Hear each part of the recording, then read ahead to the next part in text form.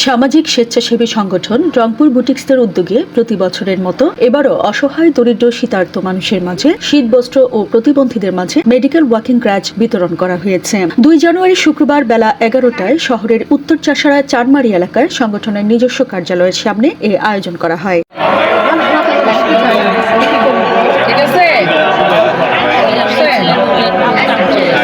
আল্লাহ রহমতে খুশি, আলহামদুলিল্লাহ রাব্বিল আলামিন। খুশি মা।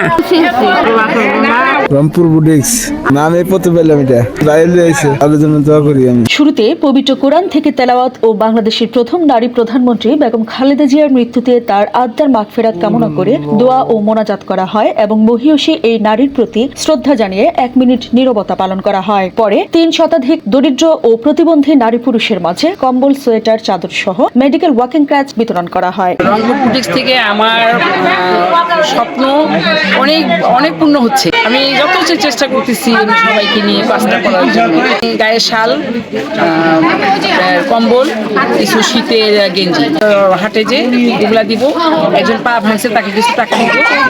রংপুর আরো আমি অসহায়, আমাদের 32 জন কর্মী আছে, এরা কাজ করতেছে, হাতের কাজ, টেলারিং, আরবি পড়া, আপনার বিভিন্ন আইটেমের ব্লক করা, এটা আমাদের মেয়েরাই করে সব।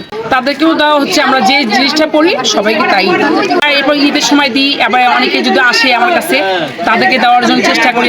আসসালামু আলাইকুম, আমি রুহুল আমিন রায়ান এবং আজকে আমার আম্মু রোকসানা হায়দার ডলি, আমাদের যে সংস্থা রংপুর বুটিক, এখান থেকে আর কি আমরা যে বস্ত্র বিতরণের যে ইভেন্টটা করলাম, মাশাআল্লাহ অনেক সুন্দরভাবেই হলো। অ্যান্ড ট্রাই করবো ফিউচারে এটাকে আরও স্কেল করার। যেমন আজকে আমাদের মধ্যে আর কি পুরো ফুল ফ্যামিলি অ্যান্ড ফ্রেন্ডস যারা আছি সবাই মিলে আর কি অর্গানাইজ করেছি। সো সবারই হাত আছে এই ইভেন্টটা প্রপারলি আজকে কমপ্লিট হলো।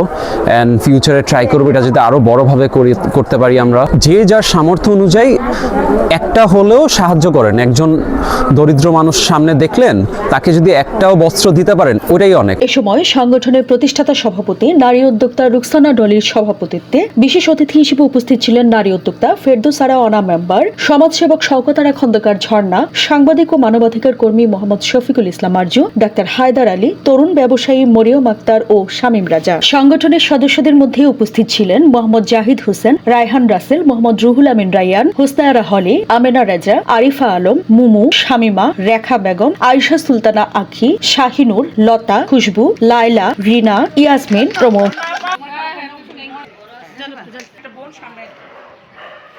নারায়ণগঞ্জ থেকে সোনিয়া দাওয়ান প্রীতি, ঢাকা নিউজ।